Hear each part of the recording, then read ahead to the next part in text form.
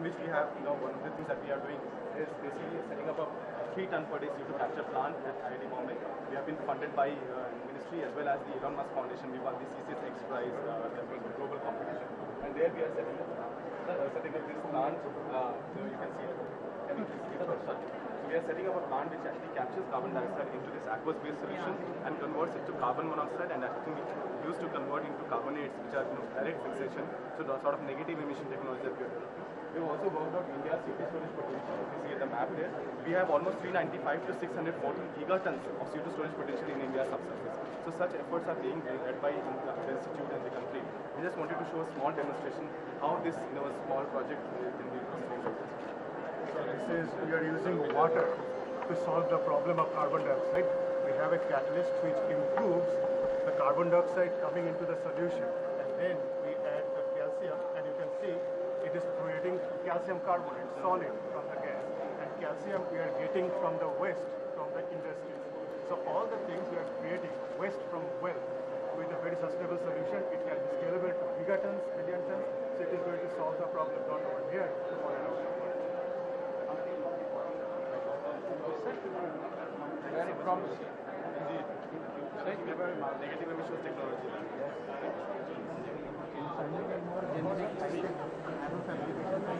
Please slightly back.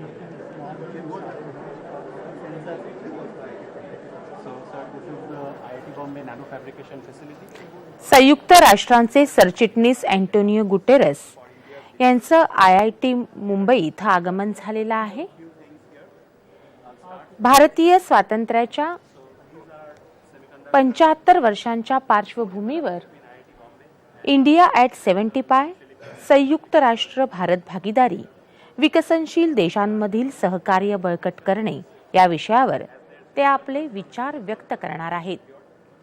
सध्या ते आयआयटीच्या विद्यार्थ्यांनी केलेल्या प्रयोगांविषयी, संशोधनाविषयी तसंच नवोन्मेषाविषयी जाणून घेत आहेत. विविध प्रयोगांची, विविध संशोधनांची ते पाहणी करत आहेत. तसंच इथल्या प्राध्यापकांशी आणि विद्यार्थ्यांशी संवाद साधत आहेत.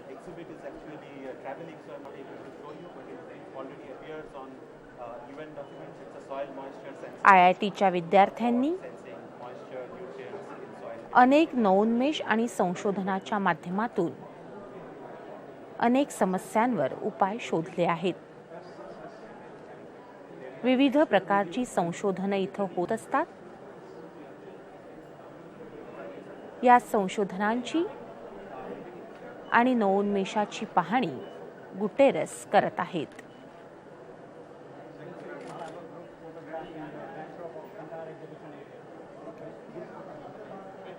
संयुक्त राष्ट्र भारत भागीदारी विकसनशील देशांमधील सहकार्य बळकट करणे या विषयावर ते आपले विचार व्यक्त करणार आहेत.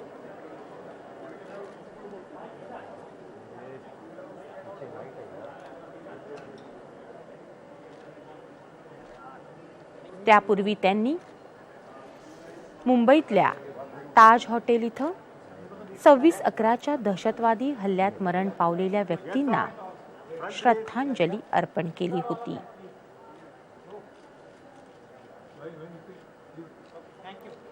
या हल्ल्यातील जखमी मुलीशीही त्यांनी संवाद साधला.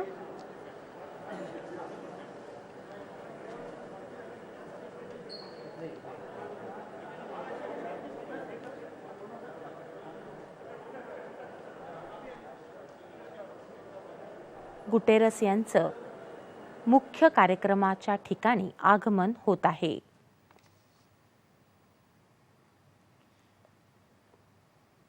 त्याआधी त्यांनी आयआयटी मुंबईच्या विद्यार्थ्यांनी केलेल्या संशोधनांची पाहणी केली.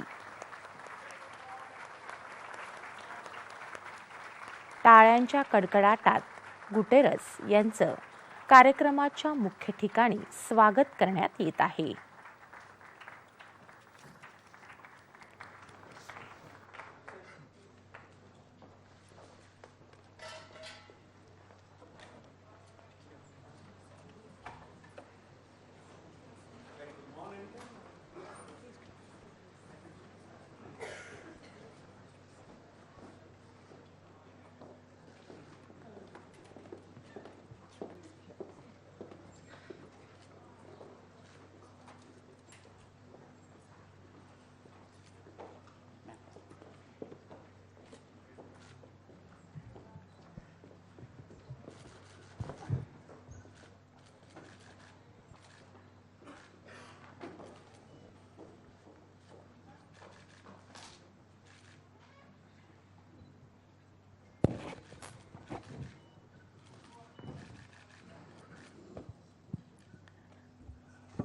Good morning, ladies and gentlemen. On behalf of the Ministry of External Affairs, Government of India, the United Nations, the Observer Research Foundation, and the Indian Institute of Technology, Bombay, I extend a very warm welcome to all of you here. We have gathered here for the UN Day public lecture by our chief guest, United Nations Secretary General, Mr. Antonio Guterres. The title of the talk today is India at 75, India-UN Partnership, Strengthening South-South Cooperation. May I now invite the Deputy Director of IIT Bombay, Professor S. Sudarshan, to kindly deliver the welcome address.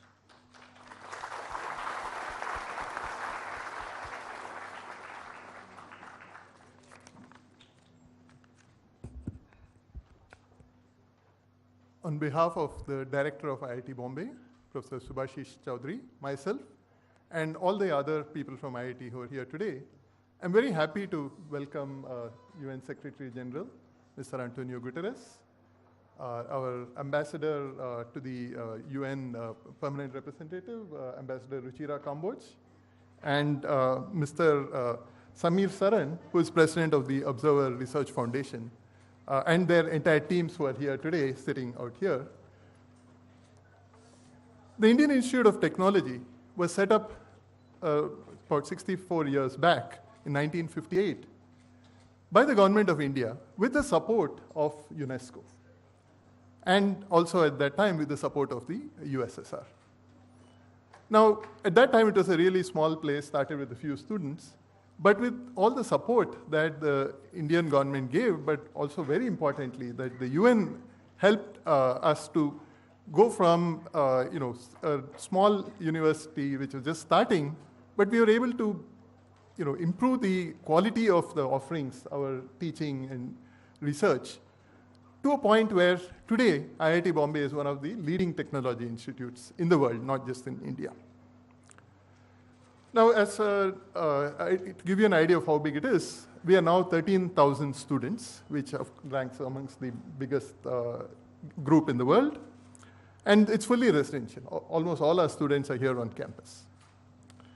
We have a combination of undergraduate. Those in India know that IIT is known for its undergrad education. But it's important to note that we actually have more graduate students and PhD students put together than undergrads today. So there's a very strong emphasis on research. Of course, our education part is still going very strong. We continue to offer the best education, which is reflected in the popularity of our undergrad courses as well as our grad courses. Now, the product of our education part of what we do, our alumni have done extremely well. They have been entrepreneurs who have started a large number of companies. You would know of Ola, for example, many others. They are the CEOs of top global companies, for example, Federal Express right now, amongst others in the past. They have been leaders in other areas, including research and academics. But I would like to point out two people in particular today, because one of them, Mr. Ashish Chauhan, who is here today, has been the CEO of both the Bombay Stock Exchange before and now the National Stock Exchange. The National Stock Exchange is one of the biggest in the world. It has the largest number of contracts traded, I believe, in the world. And so we are proud that our alumnus is heading it.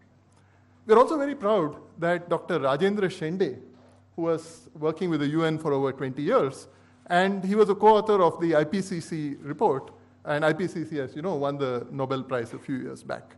So we are very happy that IIT Bombay has contributed in these ways too. Now, coming to our faculty, we have about 700 faculty, and they work in all areas of technology, all the engineering branches, all the sciences, including social science, economics, policy, and many other areas. And across all these areas, they are regarded as amongst the best in the world. They have won all kinds of international recognition, whether it is citations, fellowships, whatever it is. We are amongst the best universities in the world. And as I said, research has a particular emphasis today. And we carry out research in many areas. But today, particularly, I want to point out that we are doing a lot of research in the area of the UN Sustainable Development Goals, which are very important for not only us, but for the younger generation who is sitting here today, and future generations, so that we leave behind a world which is better than the world we came into, hopefully, if we do it right. And so IIT Bombay is helping towards those goals. So amongst the things we are doing, we have a top-notch program in climate studies. We have a number of people working on photovoltaics, on battery technology, which are all important for weaning us off from fossil fuels. We also have a center on carbon capture, which will hopefully help to reduce the carbon dioxide already in the atmosphere. We also have a strong policy group, and this is very important because policy helps drive it. For example, Dr. Shende, who I mentioned, he helped create the UN policy on ozone layer, which has had a tremendous success. So that's also something. We want to solve the problem. We are not just doing narrow academic research, but we want to solve problems in the real world. We are also working on affordable healthcare, including AI and digital technologies. We have very strong groups on that. We also have a number of people working on technologies for rural areas. So with all these efforts, we want to create a better future for our citizens, particularly those at the bottom of the pyramid. That's something we don't want to lose sight of. We are not just working for those at the top, but for those at the bottom. So we're very happy that the UN Secretary General is here today, and he can see some of the effects that what UN started 64 years back have achieved today. He saw the exhibits outside, and I hope he found them interesting.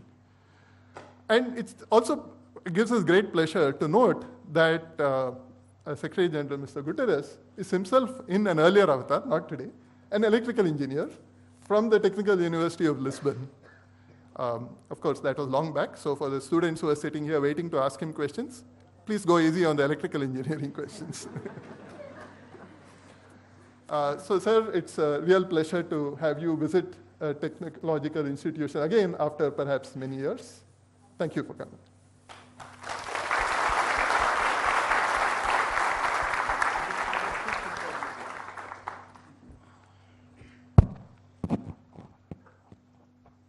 Thank you, Professor Sudarshan.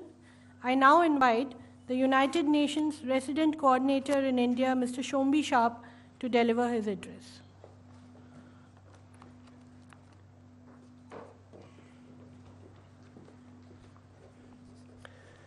Excellency, Secretary General of the United Nations and members of the UN delegation, Excellency Ambassador Kamboj and members of the delegation of Ministry of External Affairs, President of ORF, our dear friend Samir Saran, and Deputy Director of IIT Bombay, representatives of Maharashtra, Mumbai governments, and most of all, dear students, dear youth, namaskar. Aj tumhala betun khub anand zala.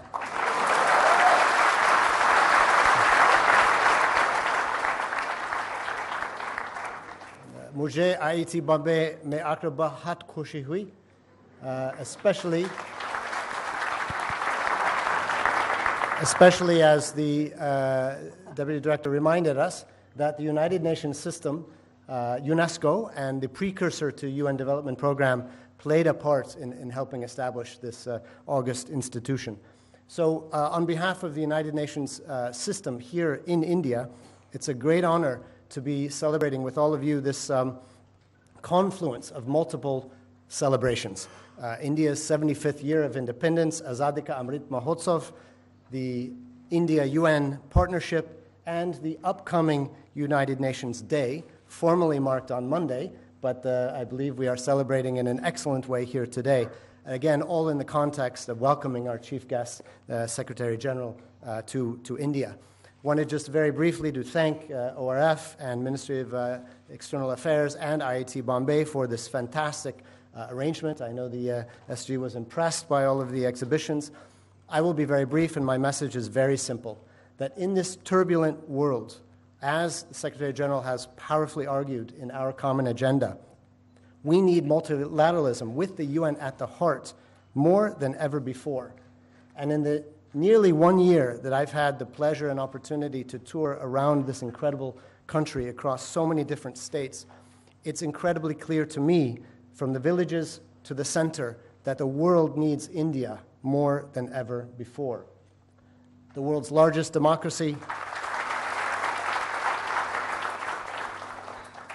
greatest contributor to peacekeeping since the beginning, pharmacy to the world, a rising climate champion, with ambitious Panchamrit commitments and the Life Initiative, the largest youth generation in history, and an immense demographic dividend to harness in the coming decades.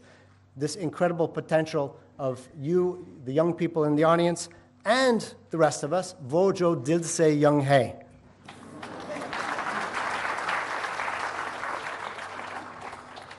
A leading national public digital tech stack, a dynamic private sector and research sector, as we're seeing here, pushing forward renewable solutions, solar, electric vehicles, mobility, green hydrogen, and on and on and on.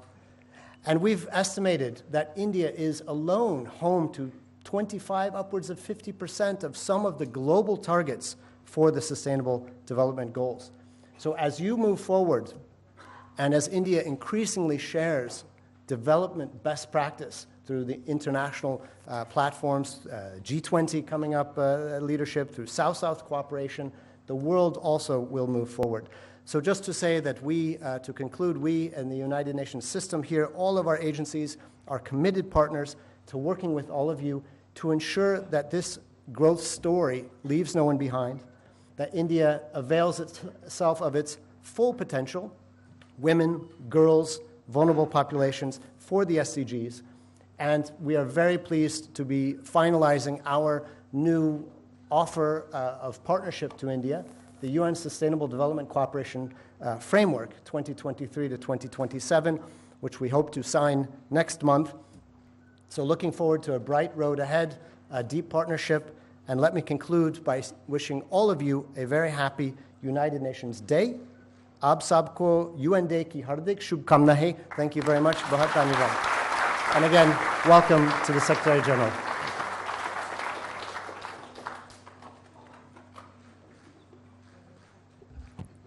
Thank you, Mr. Sharp. I now request President of the Observer Research Foundation, Dr. Sameer Saran, to introduce our chief guest, UN Secretary General Antonio Guterres.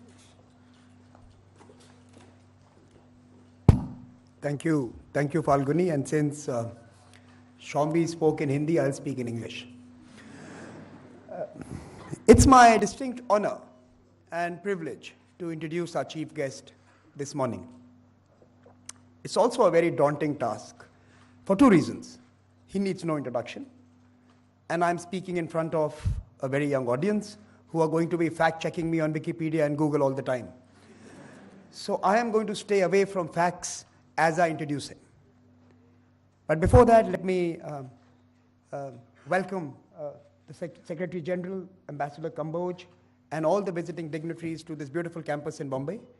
And we are all delighted that you've chosen us as the venue where you will speak to us on this very important occasion of the impending UN Day as well as India at 75. Two institutions that the world needs more of if we have to respond to some of the challenges ahead. Let me try and introduce our chief guest. What does he stand for? And over a long arc of political career, from where he led his country to now where he leads the world, he has stood for delivering dignity. Dignity to those who are underserved, unprotected, and sometimes invisibilized. He has a gender-first agenda, and he has a planet-first objective. And he has reduced the average age of the United Nations headquarters. There are more young people enthused and engaged on UN-led activities, courtesy the Secretary General. His fan club, people who stand on him, are huge. Only the young people will understand what I said. He has a whole cadre and generation of followers who swear by him because he has been able to relate to them and bring them to the plane on key issues the world needs to respond to. Why are we lucky to have him? In the last few years, we've had the pandemic that has literally affected all of us. Economies have been devastated. People died. Countries, in many ways, were enfeebled. And multilateralism and globalization were the victims. I want to quote you, sir. In 2017 at the Raisina Dialogue, you made an impassioned appeal for multilateralism. And you said this has to be realized through integrated approaches, greater collaboration, and building on common values. You said this in 2017. Today, more than ever, we need to recommit ourselves to exactly this mission. The Secretary General is known to be one of the finest crisis managers. From his work in his own country to his job during the time when he was helping refugees and displaced people, and to, of course, helping us navigate the world as we sought to get past the past 2.5 years. We are very lucky to have someone who understands silent diplomacy. In a world of headlines and tweets and posts, silence can be golden. And sometimes what happens behind the scenes can be far more effective for the world that emerges. Thank you, Secretary General, for being here. Finally, as we turn 75, Secretary General, we at ORF and of course the LEA and many other institutions, as you heard from the director of IIT, are committed to do more with the UN. This year, my friend Shombi Sharp, we hosted an India Day at the UN, and the language was English. But we created a series of events that brought India's own journeys, successes, failures, experiences, solutions, technologies, and innovations for others to partake in. And increasingly in the days ahead, we will bring the world to those stages as well so that India can learn with them as well. The journey is of companionship, the destination is common, and you, sir, are the beacon for multilateralism. I'm delighted to welcome you to deliver the address today to all of us.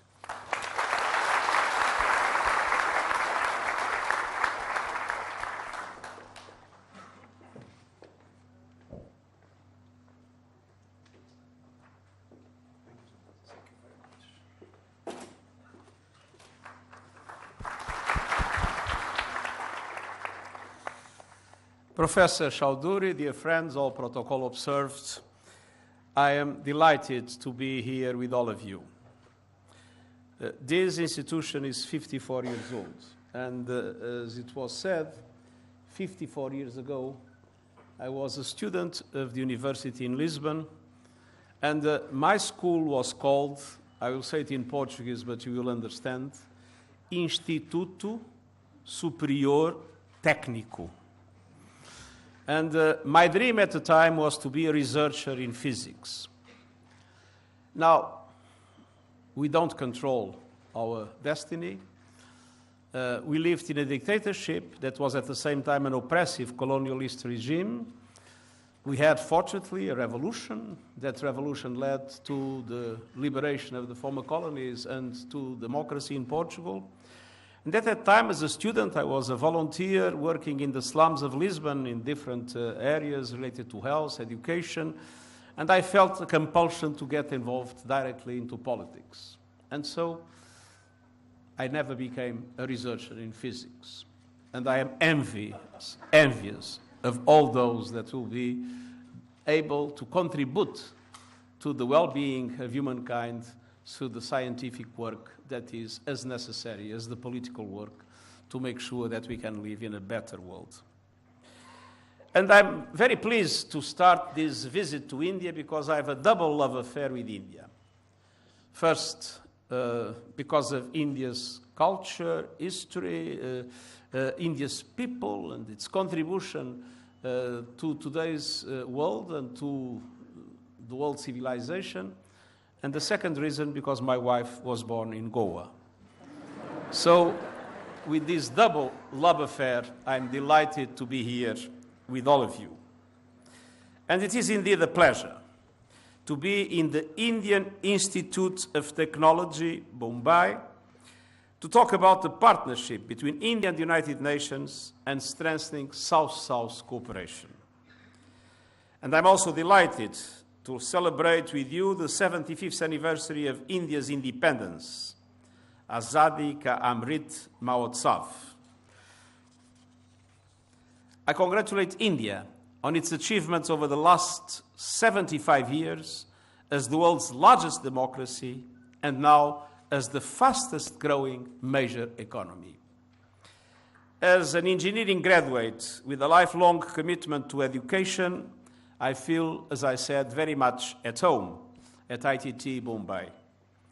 The Institute's global mission and long history of transformative education make this the ideal place to talk about the strong partnership between India and the United States. India was a founding member of the United Nations. The drafters of the UN Charter took great inspiration from Gandhiji's message of peace, non-violence, and tolerance. And thanks to an Indian woman, Hansa Mehta, Article 1 of the Universal Declaration of Human Rights recognizes the equality of women and men. All human beings are born free and equal in dignity and rights. Human beings. Some people thought it should be all men, linked to the old traditions of the past. Now, as a founding member of the Non-Aligned Movement and the Group of 77, India has always been a leading advocate for the concerns of and aspirations of developing countries. India is also the biggest provider of military and police personnel to UN missions, including the first all-women UN police contingent to a peacekeeping mission. Over 200,000 Indian men and women have served in 49 peacekeeping missions since 1948, a remarkable contribution to peace in the world. As a member of the Security Council for the past 2 years, India has contributed significantly to promoting multilateral solutions and to address crises, and welcome India's initiative on greater accountability for those who target peacekeepers. So, dear students, dear members of the faculty, our world today faces mounting global challenges.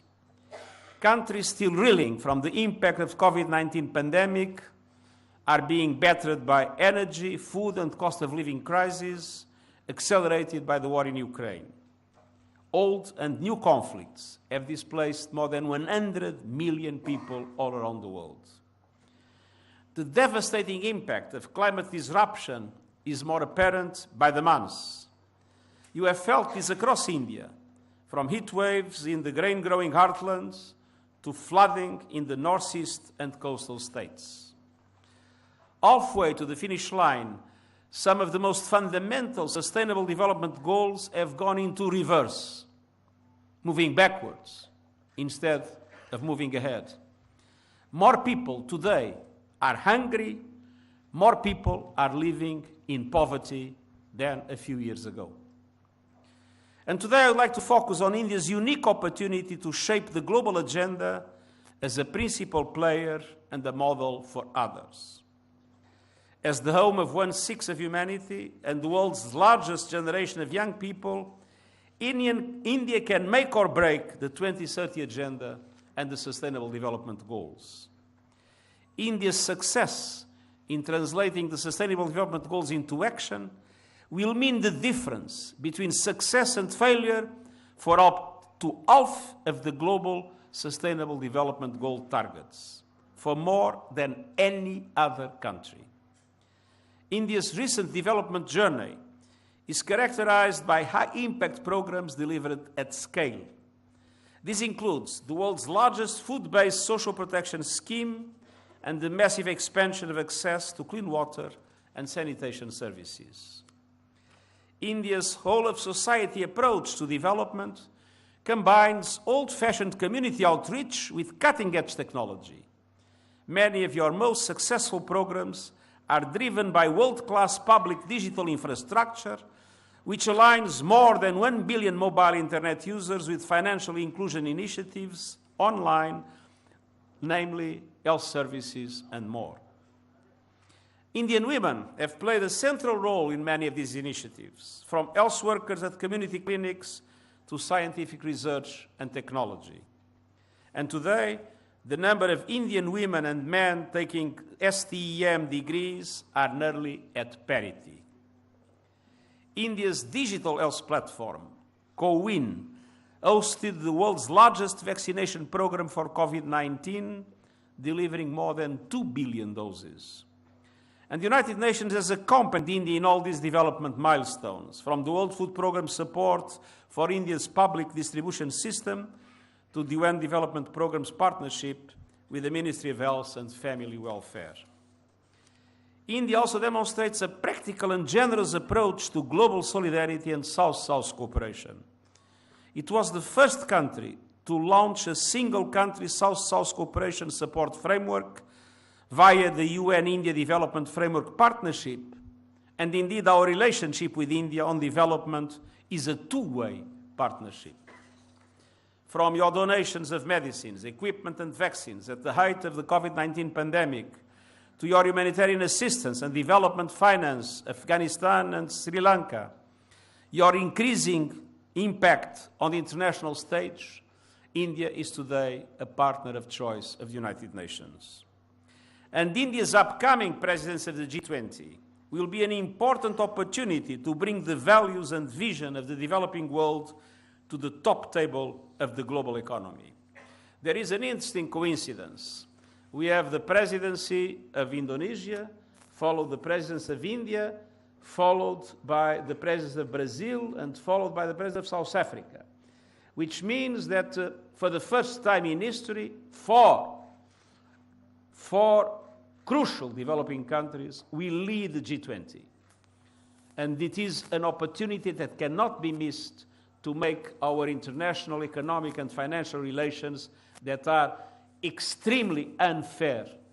There is an opportunity we cannot miss to deeply reform institutions, procedures, regulations, and norms to make sure that we have a world economy for all and not only a world economy for the rich. Now, I welcome your declared aim of sharpening the G20 approach to the 2030 agenda. These successive four successive G20 presidencies by developing countries could be used to create the space for comprehensive strategies to address current global crises. And I count on India's support in mobilizing G20 countries around debt relief. Many developing countries are at or near debt distress and require multilateral action, including the expansion and the extension of the G20 debt service suspension initiative. We live in a dramatic situation for developing countries. When the COVID-19 emerged, there was a huge inequality in the world in relation to vaccines. But as important as the inequality in relation to vaccines was the inequality in relation to the resources available for recovery. $16 trillion in the world were mobilized for recovery through direct financing by states to guarantees and to other financial mechanisms. The United States and Europe have printed money. Now, of course, printing money is done in a very sophisticated way through interventions of the central banks, through different kinds of buying bonds, but it is like in the past, printing money.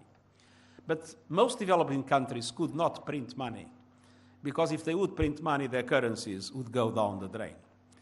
And so the truth is that the recovery from the pandemic was largely concentrated from the financial point of view in the developed countries. Developing countries have received very little from the financial instruments of recovery. And the result, because of the dramatic impact in their societies and the need to support their people, was a dramatic increase in debt. And we have today a large number of countries that are on the verge of collapse. And we do not have any effective instrument of debt relief in today's world, especially for middle-income countries that were dramatically impacted. Imagine a small island development country, like countries in the Caribbean or in the Pacific or even in the Indian Ocean. That small island has 40% of the GDP with tourism. For 2 years, there were no tourists. That small island had to import fuel, food, and now the prices of food and fuel are skyrocketing. So that small island accumulated debt. But it is considered a middle-income country, so it has no access to any debt relief instrument and no access for concessional funding from international financial institutions. That is why I've said several times the international financial system is morally bankrupt. It was devised by the rich to serve the interests of the rich. This is the moment to change it. And that is why I encourage India's engagement in deep reform of the global financial architecture, which, as I said, favors those that conceived it and is terribly detrimental to the interests of developing countries, especially the least developed countries. Now, the climate crisis could be the greatest barrier to our collective development aspirations, and India is no exception. It is already a grave threat to India's economy, agriculture and food sector, and to the health, lives and livelihoods of hundreds of millions of people. Record-breaking heat waves, droughts and floods in parts of India are causing havoc already. These are a foretaste of what it is to come without much greater global climate action. Climate devastation is a reality at 1.2 degrees of warming. Now, current global commitments put us on track to more than double this level.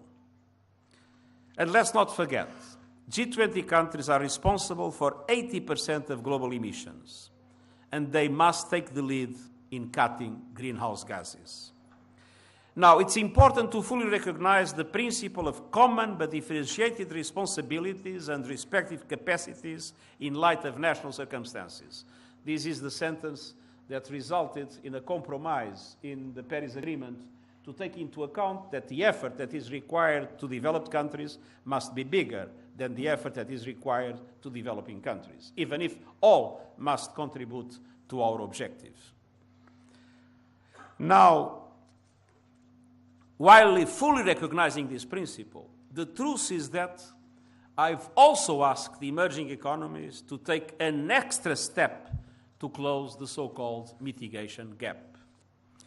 But they can only do this with the financial and technical support of developed countries. This is the moment in which we will be defeated by climate change forever if there is not an historical pact between developed countries and the emerging economies. Of course, small island developing states do not contribute much to climate change. Most African continent do not contribute much to climate change. But today, thanks to the development of countries like India or China or Indonesia, there is a contribution also from emerging economies. But it is clear those emerging economies cannot go as fast as developed countries because of their industrial structure, their agricultural structure, and because in the past they have contributed much less to climate change.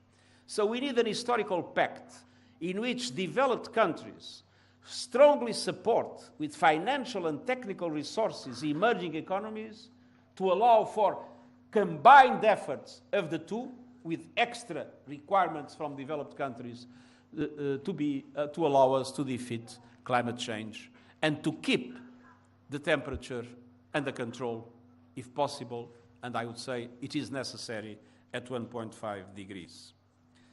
Now, this is why I have called for coalitions of support around countries. I did it in the Glasgow COP, namely India, with ambitious plans to accelerate the deployment of renewables. And I therefore welcome the establishment of the so-called Just Energy Transition Partnerships. Such partnerships can help emerging economies to accelerate the deployment of renewables through a closely coordinated process that is nationally owned. And above all, a just energy transition will benefit millions of Indians and other peoples who suffer the triple impact of pollution, energy poverty, and the climate crisis. And I welcome India's leadership in converting domestic climate action into international collaboration through the International Solar Alliance and International Coalition for Disaster-Resilient Infrastructure. The United Nations and I have a very clear perspective. We need a renewables revolution, but that renewables revolution will only be possible with effective solidarity of the developed world with developing countries that are also needed in this revolution, also to the benefit of their own populations. And critical renewable technologies, such as battery storage, should be treated as global public goods. I had the opportunity to see a very interesting development just a few minutes ago. So we need to diversify supply chains and manufacturing capacity, and we must reduce the cost of capital for renewable energy investments in the developing world. One of the problems we have today is that it's much cheaper to produce electricity with solar or wind than with coal or gas. But the cost of electricity produced by solar or wind is essentially the investment cost. And the cost of electricity produced by gas or coal is the running cost of burning those fuels. And today we have a dramatic situation. Already 20 countries are paying interest rates 10 points above the American Treasury bills. So the only way to allow for a renewables revolution in the developing countries is reducing the cost of capital in developing countries. And for that, there must be a concerted effort, namely making the multilateral development institutions, the World Bank, the Asian Development Bank, the IMF, understand that beyond the loans that they can provide, they need to be able to leverage through guarantees, through first risk takers, to leverage massive doses of private finance to allow to reduce the cost of capital in the developing world, for the developing world to be able to do the just transition that is necessary for their economies. And I urge India to become a global superpower in renewables technology and a manufacturing hub to fuel this revolution around the world. And I've seen through the examples that were shown to me that you will have the capacity to do so. And I look forward to work with Prime Minister Modi and the Indian government to drive this agenda forward. And I will continue to urge developed countries who bear a historic responsibility to provide the necessary finance in adequate conditions to the developing world. The Lifestyle for Environment initiative that the Prime Minister Modi will launch, and I will be there tomorrow, seeks to create a self-reliant model that transforms consumption habits for the benefit of all in India and around the world. And I can see here today that India's research and innovation ecosystem is strong and vibrant. And if I may be allowed to address the students in this hall, I urge you to use your considerable talents to tackle the planetary emergency we face, to develop renewable technology, to find new solutions to pollution and to biodiversity loss. And naturally, I respectfully urge you not to work for those who are wrecking our climate. I've been saying that to university students all over the world. Don't look only at the salary of your future work. Look at the contribution of the companies or entities for which you'll work to have a better world, a more sustainable and inclusive world. And you'll feel much happier afterwards.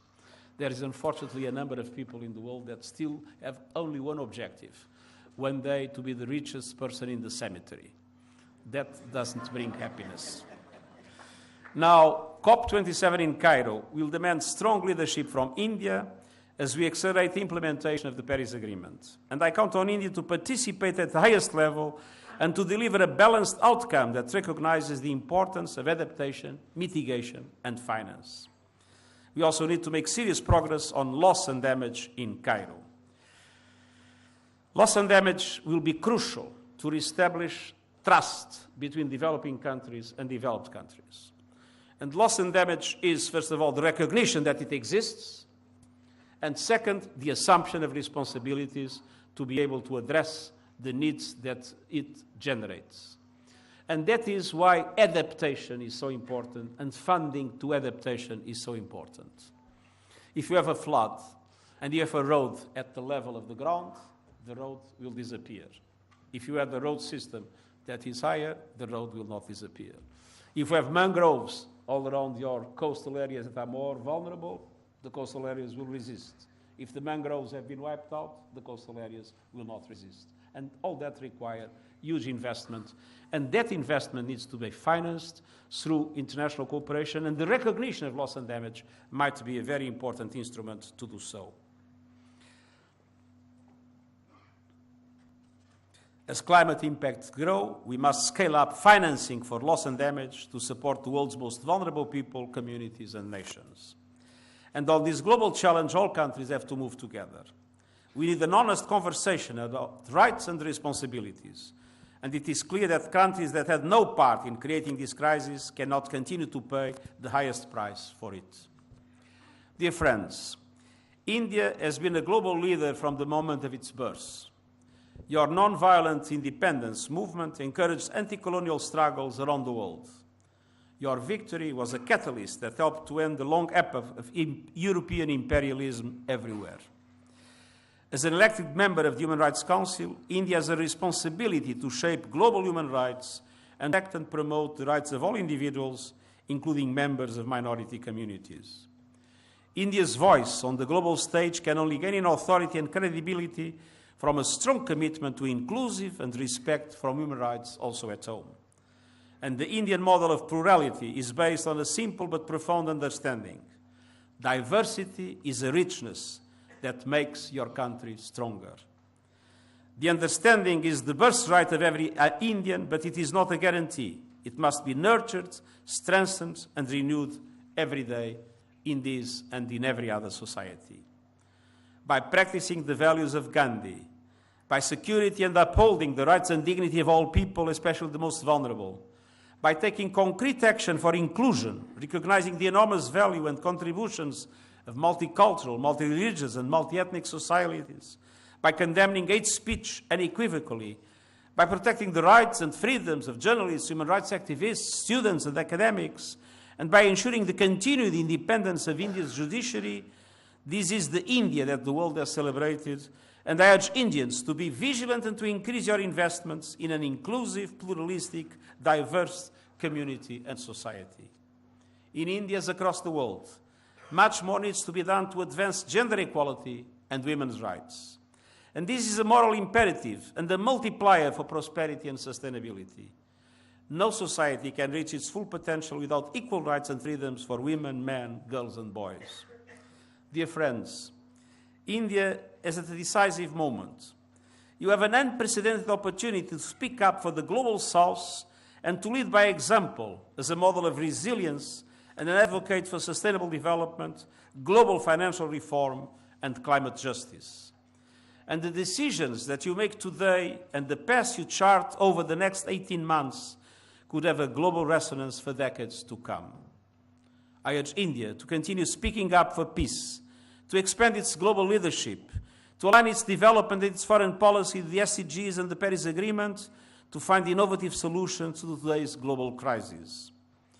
As your first Prime Minister, Jawaharlal Nehru, said at the dawn of independence 75 years ago, and I quote, "Our dreams are for India, but they're also for the world. For all the nations and peoples are too closely knit together today for any one of them to imagine that it can live apart."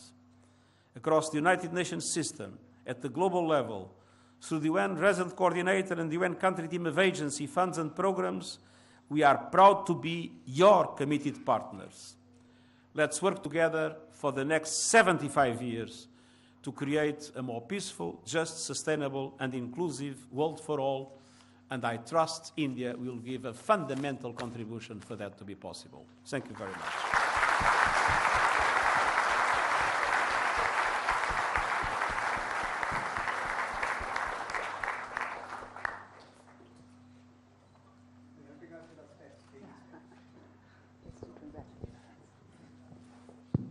Thank you so much for that very powerful address, Secretary General. And I guess what we're going to really do today is turn it over to you guys, the young minds, the students, to speak to the Secretary General. And we're going to try and get as many questions as possible. But before that, Mr. Secretary General, I wanted to, I just got a glimpse of your statement at the memorial for the Mumbai terror attacks over there. You made a very powerful statement. In fact, you also alluded to us having to do much more. fundamental question to you. Why is it that the world is incapable of responding to terror? Why is it that terrorism has become a weapon of choice for certain actors? And why is it that culprits are still roaming free? Why can't we agree on terrorism? And you've been working on this for over 10 years now. Personally, you've been invested in this issue. Why can't we agree? First of all, there is not enough cooperation in fighting terrorism as such. Terrorism became a global issue. You have terrorists that move from Afghanistan to Syria, from Syria to Libya, from Libya to the Sahel, back to Yemen, and from Yemen again to Afghanistan. Today, terrorist networks use sophisticated technologies. Terrorist networks use the deep internet and a number of instruments that are deep to detect. And the international cooperation to fight terrorism is far from being sufficiently organized to be effective in fighting terrorist organizations. That became a global affair. Terrorism is no longer a local issue in which people do things because of, wrong ideas they have at local level. Terrorism became a global phenomenon, and our instruments to address terrorism, to fight terrorism, are not effectively coordinated at global level. Second, geopolitical divisions also contribute to the difficulties in addressing terrorism in an effective way. And third, there is not enough work in the prevention of terrorism, in building resilience of communities against terrorist ideas. We see how terrorism proliferates, and the dramatic inequalities that exist in the world and other forms of injustice lead some people that is weaker, I would say, in their capacity to understand things in a proper way, lead some people to extremist conceptions, to extremist ideas, and we are not doing enough in the prevention of the expansion of violent extremism in the world. So there is a long way to go, and terrorism has not received the priority it should. That is the reason, and I said it this morning, that my first reform was to create an Office of Counterterrorism in the United Nations. Terrorism was dealt by a small team in the Department of Political Affairs, practically doing nothing, and today we have a solid department that is providing technical support to countries around the world, and that is enhancing international cooperation that is absolutely vital. So we really need to understand that terrorism today is a global phenomenon, and that we all need to cooperate effectively in intelligence, in counterterrorism action, but also in the prevention of violent extremism to be able to defeat it. Ambassador Kamboj, if I may turn to you, the Secretary General laid out an agenda for India-UN over the next 75 years. How do you see this new dynamic? India at 75 and India's engagement with the UN looking ahead. Well, thank you very much, Samir. And needless to say, I'm very pleased to be here and honored to share the stage with the Secretary General. I'd like to make 3 points here. First and foremost, I think we all agree that India has a very deep and abiding commitment to multilateralism. Now, some of the speakers ahead of me have already said so. India was one of the founding members of the United Nations. India is among the top 25 financial contributors to the United Nations. And we like to believe, and we've proved it again and again, that we are a voice of reason, we are a bridge builder, and above all, we speak for the developing South. The second thing that I would like to make, point I'd like to make here is that this is not just empty rhetoric. We literally walk the talk. Let me give you 2 very recent examples. During the course of the COVID pandemic, I think all of you know by now, but it bears reiteration yet again, that India supplied 240 million doses of COVID vaccines to over 100 countries across the globe. I think, personally, I felt very proud as an Indian diplomat. I think that is one of the most powerful statements in as far as vaccine equity and vaccine support is concerned. Incidentally, Secretary General, as you recall, 2 lakh doses were also supplied to United Nations peacekeepers. On to more present times, turning to the food crisis that is currently facing the world, India has proved again and again that it can respond to all sorts of humanitarian crises, be it in Ukraine, be it in Afghanistan, Sudan, Myanmar, Yemen, and closer home, Sri Lanka. So we're a country that walks the talk, and we truly, through this, have demonstrated our great commitment, working collaboratively with different countries across the globe. And my third point is that reformed multilateralism. Now, I think you yourself said that India has been in the Security Council for the last 2 years, and we have made it very evident that the present global architecture, and I think the SG also made that point, does not serve the purpose anymore. In 1945, when the United Nations was founded, we all know there were 51 member states. Today, there are 193. Yet, the architecture of the United Nations is frozen in 1945. So how does that work? How does that even work? Clearly, it does not. So we have been arguing forcefully, we think, that the entire architecture of the United Nations needs to be reformed if it is to be made more effective, more democratic, of course, and more legitimate and more effective. And we are talking about a reform not just in the permanent category of membership, but also in the non-permanent category, as also a reform in the working methods of the Security Council, so as to make these more democratic and thereby more effective also. So I think if you look at all of this, India is a country from 1945, when we were one of the founding members of the United Nations, to today, when we are in the Security Council for the 8th time. We are very committed multilateralists. We do believe and we do recognize that the United Nations has its constraints. Certainly, every system has its constraints. Yet the UN has delivered a lot. And as the SG has already mentioned, I think the most evident manifestation on the ground is, of course, the presence of UN peacekeepers.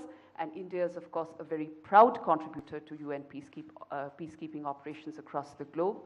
We have also participated in various development activities on the ground in the United Nations. We have participated in humanitarian relief operations, as I have mentioned. So we are very, very committed multilateralists, and we do believe, despite all the constraints of the United Nations system, that it provides a very vital space for countries to discuss, to debate, and to collaborate. And with this mindset, I think we contribute and participate in the United Nations today. I'm very proud to represent India at the United Nations, and it is always for the greater global good that India will work for at the UN. Thank you, ma'am. Back to you. Great. So let me now turn to you.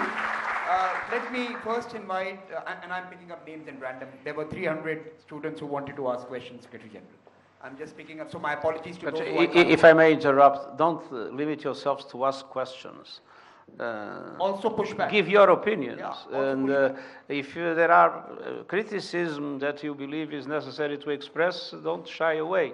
I mean, we all live in a democratic society, so please take full profit of that fact. Indians don't shy away. Okay, believe this is your dining table in your house and speak like that. So let me first invite Ishita Mishra, student Don Bosco International School. Is she here? Can I have a mic to her? Where is Ishita? Oh, there you are. Go ahead. Okay, first of all, thank you for allowing me the opportunity to ask this question. As we build and promote South-South cooperation, how is the United Nations working with its member states towards achieving gender equality, women's empowerment, and ending violence against women and children with respect to building a more equitable world? So, sorry, I didn't understand. I'm a bit deaf, and so you ask what the United Nations is doing in relation to inequality? Gender equality. Gender equality. Gender equality. This is... and violence against women. That's also... Yes. This is a very dear issue for me. I must confess that there is one problem I did not manage to solve. Many people thought, and I fully respect that the Secretary General of the United Nations should be a woman. And that problem I cannot solve for the moment. But one thing is for me clear. The question of gender equality is essentially a question of power. We live in a male-dominated world with a male-dominated culture, everywhere in the world with different situations, depending on tradition, on culture, on many aspects, but this is a general trend. And so the question is a question of power. Now, to attack the question of power, the first thing we did was to achieve gender parity at the management level of the UN. And we did it 2 years before the target. The target would be 2021, we did it in 2019. Of the 190-something, because it varies a little bit. Even if we have 2 men here of that group and no woman today in this delegation, I'm terribly sorry for that, but that's how it is. But of these 190-something, more than half are women in top management positions. And not only in, I would say, peripheric things. The head of the Department of Political Affairs is a woman, just to give an example. The head of our mission in Afghanistan or in Iraq are women. The previous head of our mission in Libya was a woman. So the head of our mission in the Democratic Republic of Congo is a woman. The head of our mission in Central African Republic is a woman. And they have military peacekeeping forces under their direction. So, first, gender parity at all levels, and we hope to reach it at 2028, but at the top level. And this is something we need to ask in all dimensions of societies, in governments, in parliaments, in the boards of companies. We need gender parity to make sure that decisions are taken at the top level in a way that then brings gender equality as a natural downstream phenomenon. On the other hand, we need to support all women's organizations and all bottom-up approaches to gender equality, and we have, through UN Women, through other areas of the UN activity, a strong support to the civil society around the world in relation to gender equality. And violence against women, I launched an appeal. This is a matter not only of importance, it's an emergency matter, because things are getting worse, not better. So I launched an appeal, and a meaningful number of countries, I cannot give you the exact number today, have responded positively. Every country should have an emergency plan to fight violence against women, covering all aspects. Training of police, training of the judiciary, investing in the areas where violence of women against women is more predominant, namely in social investment in those areas. Making sure that there is clear accountability in society in relation to violence against women. I had that experience as Prime Minister of Portugal. There was reluctance in discussing it. Family violence was something that was not in the agenda. And one of the biggest battles I had was to make sure that we put family violence, which was essentially violence against women, in the center of our internal debate, and that in the police training, in the reforms of the judiciary, in all other aspects of the administration, these would be a priority in the way we do business. And I think the same must happen everywhere. The society hides violence against women. The society conspires to make sure that violence against women is not shown as it is. So there is need also for active capacity to denounce it wherever it happens, and to create the mechanisms in which those that are active fighting violence against women do not become themselves victims.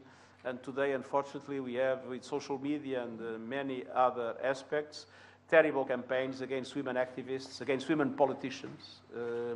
Violence against women politicians, physical violence less, but violence through social media is today enormous around the world, and needs to be assumed by everybody. And I would say particular responsibility for boys and men as an absolute priority. Gender equality is essential. We will not get it without a change in power, so gender parity is essential. But at the same time, the big cancer of violence against women needs to be an emergency priority of all those that have responsibilities in the world. Can I now move to a college student, Debosmita Majumdar, PhD Climate Studies at IIT Bombay. Debosmita? Oh, there you are. So you have a mic? Someone? Yeah. There you go. Thank you for giving this opportunity to ask a question. So my question is, what was the hardest decision you have taken being SG, and how you dealt with it? The toughest decision as a Secretary General. What is the toughest decision you have taken as a Secretary General, and how did you deal with it? Let me add a small caveat, another addendum to it. Addendum. Are you a Secretary or are you a General? Well, probably the honest answer to the two questions is I don't know.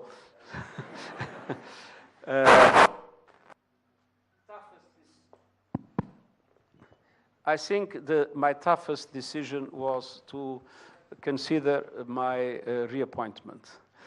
That was a good one. The Secretary General is the Chief Administrative Officer of the United Nations. And the interpretation of some member states, it should be just that. And unfortunately, as Chief Administrative Officer, the Secretary General has very little power, because I cannot even create a post in the Office of the United Nations, in our Economic Commission for Asia is in Bangkok. I cannot create a post without going to the General Assembly and the ACABQ and the Fifth Committee. So, I mean, the level of bureaucratic levels is such that there is not much power in being the Chief Administrative Officer. And apparently there is nothing else, except one article that says that the Secretary General can, if he feels that there is a situation that threatens peace and security, can address the Security Council and draw the attention to that. But draw the attention, I mean, it is not said if it is written or oral, it is not said if the Security Council needs to meet about it or not. So, what the Secretary Generals invented in the past, and many member states agree with that, is that there is something called good offices. And so, for instance, the war in Ukraine, there is no way I can end the war in Ukraine. But there was something I thought I should do, was to try to work with the Russians, with the Ukrainians, but also with the Europeans, the Americans, etc., to see if it was possible to come to agreements allowing for the export of grains from the Ukraine and allowing for Russian food and fertilizers also to be able to move freely independently of the sanctions regimes. So it's good offices. It's not a power. No, I mean, I cannot tell the Ukrainians and the Russians, you now do this, or the Americans, no. But I can go and talk to them, and especially being discreet, because if I start using megaphone diplomacy, forget about it. There is no way you can get anything. But so the importance for Secretary General is to have the humility to understand that we have no power, and that the only thing you can is to be faithful and loyal to the values, the UN Charter. I consider that I have the right to defend the Charter in all circumstances, and that is the reason of many positions that I've been taken.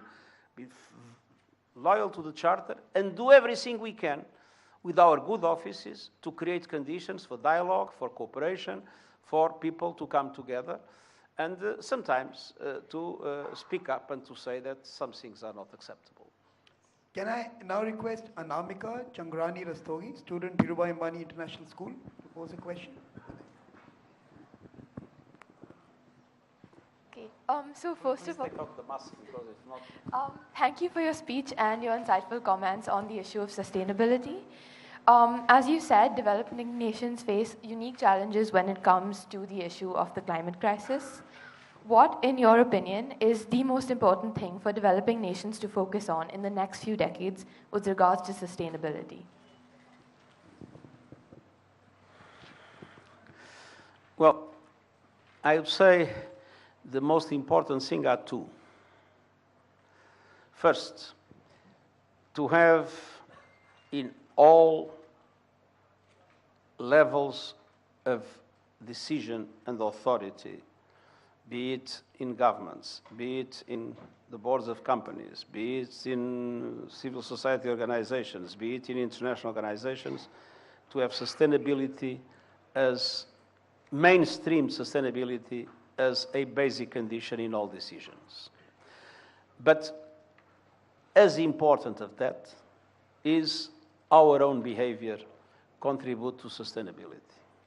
And let's be honest, I am not yet entirely convinced that the majority of the people in the world are sufficiently aware of what climate change or about what biodiversity loss means to change their lives. And that is why it is so important, the initiative that will be launched tomorrow about lifestyle and environment. This will not change if we, each one of us, does not change. And we see, for instance, one of the things that is obvious, if you want to fight climate change, is to end subsidies to fossil fuels. But you end subsidies to gas, and all of a sudden, there is an upheaval. Mm-hmm. And the interesting thing is that the upheaval normally does not come from the poorest sectors of the population. It comes from the middle class, and especially the upper middle class. Mm-hmm. So we are not yet in a situation in which the majority of the people has fully understood that climate change is the existential threat of our time. And so, I mean, we need to ask the politicians to do what they should do. We need to ask the boards of the companies to do what they should do. We need to ask the UN to do, but we need, and I have to tell you, I know it's difficult. No. We need to be able to also understand that we have our own footprint, and that footprint needs to be sustainable. Do you want to quickly add something, Ambassador Kamboj? You were nodding your head on the life part of it. Yeah, no, thank you. I was indeed, because I fully agree with what the Secretary General is saying, that eventually the change will have to come from the ground. You know, some time back, there was this movement called Green Good Deeds. Unless this becomes a mass movement, it is not going to have an impact on the climate. And that is why, you know, the importance of the LIFE initiative of the Prime Minister of India, which will be launched also by the Secretary General tomorrow in Gujarat, which is that you focus more on mindful consumption rather than mindless utilization. And then eventually, with each individual contributing his or her little bit, this will become a mass movement of pro-planet people. And this also, I think, would be a beautiful symbiotic relationship between humankind and the planet, always in harmony and, you know, connected to each other. So I'll quickly bring in one last question. I'm seeing your staff about... But just before on this, the volume of waste we produce is gigantic. Just reducing waste would be a fantastic contribution each one of us can give to sustainability. Can I now request Anurag Deshpande? Sir, we also have male students in the college. So I'm picking Anurag Deshpande, can you ask your question? He's doing BTech in Mechanical Engineering from IIT Bombay. Go ahead. Yeah, well, thank you. I'm an engineer, but not mechanical. Yes, sir. Electrical. My question is a short one. Most of the machines now work with electricity, so it's fine. My question is a short one. Out of all the sustainable development goals, which do you feel is the hardest to achieve? The first, eradication of poverty. Because eradication of poverty means everything. Eradication of poverty means that all education systems work properly. Means that healthcare is available to everybody. Means that the environment is sustainable. Means that governments are not corrupt. Means, and it is one of the, the 16th, means that, food systems work properly. The most difficult is the one that is comprehensive, the one that in a certain way requires all the others to work, to also work. And the eradication of extreme poverty is, I mean, it is unbelievable that we live in a world where today, because of the present crisis, you have people making billions and billions and billions out of this crisis, namely in the fossil fuel industry, and the number of poor is increasing. And the gap between the rich and the poor is widening. And it was widening among people within countries. Now, unfortunately, after the COVID, it became again widening in relation to countries. To fight inequality is a crucial instrument to get the eradication of poverty, and to fight inequality is, like gender equality, a question of power. That is why, if I may say something to all of you, be very good in your professions, be very good in your research, but you are also citizens, and the citizens, you have to deal with the questions of power in your society, in your country, in the companies where you work, because without addressing the question of power, we will never be able to change the world. Final 2 minutes. One last question, sir. Final 2 minutes, one last question for you, sir. We all had lessons from the pandemic. We all took lessons from the pandemic when we were locked up, when we were quarantined, when we were hopeless and helpless. What is something that really bothered you in terms of global institutions, and what gave you hope? Well, what gives me hope is that we live in a world where we see lots of manifestations of irrationality. I mean, we see the eruption of forms of egoist nationalism. Now it's particularly sensitive in Europe in the way elections are taking place. We see different forms of religious fundamentalism. We see xenophobia, we see racism, we see those things, unfortunately, growing with the problems that the world faces. But young people today is much more cosmopolitan than in my time. In my time, young people was much less able to understand that we are all connected in the same world. That, I mean, to be Indian or to be German or to be Chinese or to be, really doesn't in the end matter, because we have challenges that are global. And my generation has not been able to understand the globality of the challenges and to respond to them. But the present young generation is much more globalist than mine, and much more cosmopolitan, and much less narrow-minded nationalist. And so my biggest hope is that this generation will be able to correct the very serious mistakes that my generation has committed. And for those that are in the middle, I wish you all the best. No. But I think this was a fantastic conversation. Please join me in applauding the Secretary General for his intervention. And let me turn it back to Falguni. Thank you, sir. I request our Deputy Director, Professor Sudarshan, to please present a memento to our esteemed guest today.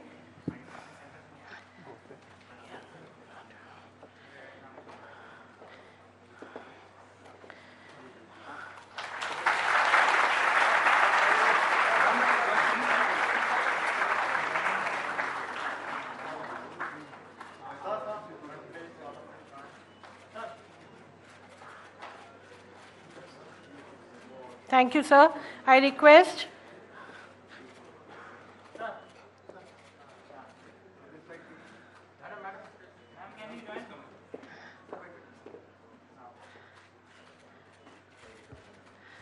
Thank you, photographers. Please.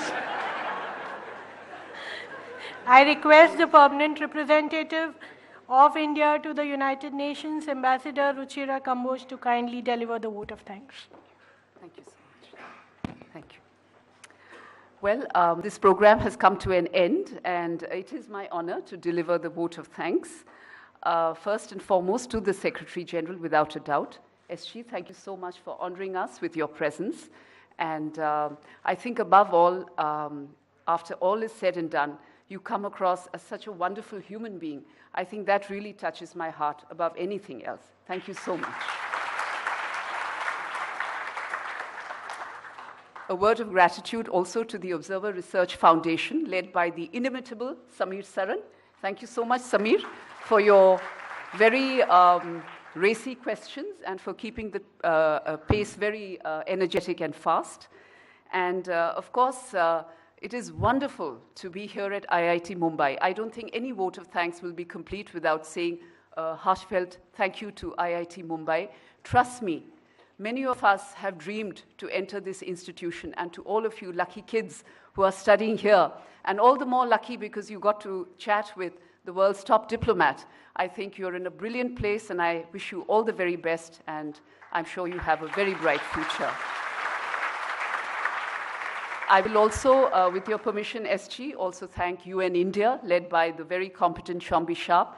Shombi, your Hindi skills are sort of, growing by the day, and congratulations, you're winning many, many hearts and minds in India. Well done. And before I sign off, I think no vote of thanks will be complete without thanking all the people behind the scenes who make this event such a success. So my thanks to the Mumbai State Government, without which none of this would have been possible. Thank you all for being with us these past few days and ensuring that the visit of the Secretary General is indeed a success. And finally, the last word to my own team, Ministry of External Affairs. Thank you so much.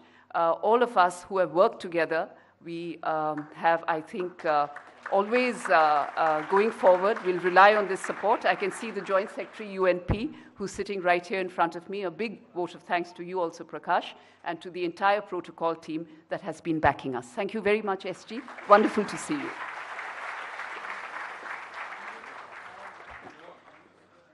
Thank you, Ambassador Kamboj. We will now take a group photo with the chief guest. I request everybody to please rise in your seats. Don't leave the auditorium. Just stand up in your seats and remain standing till the delegation leaves the auditorium. We will have a group photo. Remove your masks, please, so that you can all be nicely visible in the photos, please. The photographers are requested to take turns one by one, please, to come on the dais, please.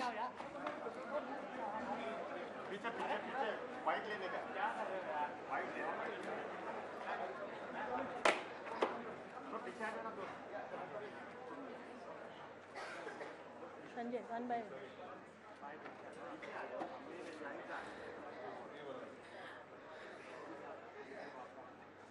Please do not leave the auditorium. Kindly smile.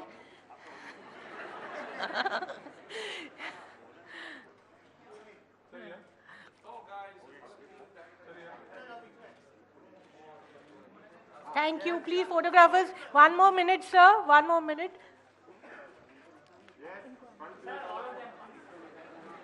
आप जाइए नहीं ma'am आप आइए Can you all give a thumbs up sign together? Can we have a thumbs up sign, everybody, please? All the students, a big thumbs up. Lovely. Thank you. Please remain seated. All of you, till the delegation leaves, kindly please take back your seats.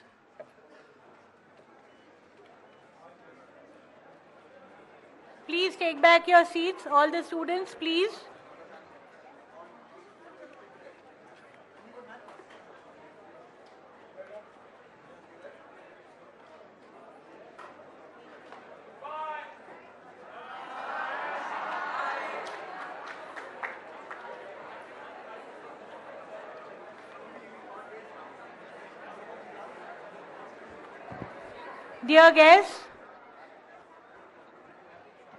Dear guests, please remain seated for a few minutes.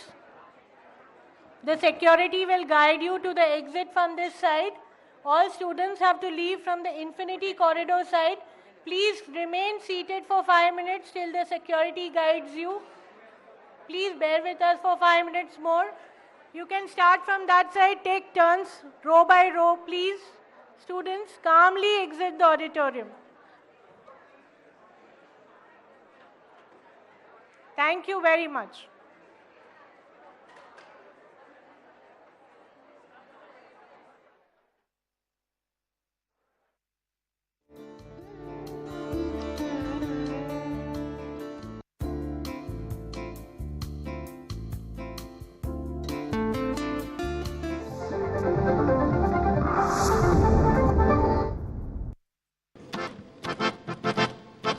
Music महफिल, music महफिल, music महफिल, music महफिल, music महफिल, music महफिल. रसिको नमस्कार.